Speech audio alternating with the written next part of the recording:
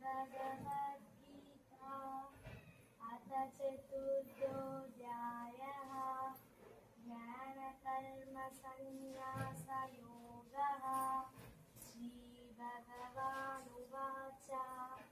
इमं विवस्वते योगं प्रोक्तवानहमव्ययम् विवस्वान्मनवे प्राह मनुरीक्ष्वाकवे ब्रवीत् एवं परम्परा प्राप्तम् इमं राजर्षयो विदुः सकाले नेह महता योगो नष्टः परन्तप स एवायं मया चेत्या योगो नष्टः परन्तप अजोऽपि सन्नव्ययात्मं भूतानामीश्वरोऽपि सन् प्रकृतिं स्वामधिष्ठाय सम्भवाम्यात्ममायया यदा यदा हि धर्मस्य ग्लानिर्भवति भारत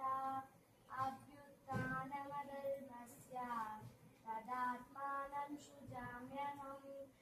अर्जुन उवाच अपरं भवतो जन्म परं जन्म विवस्वतः कथमेतद्विजानीयाम् त्वमादौ प्रोक्तवानिति।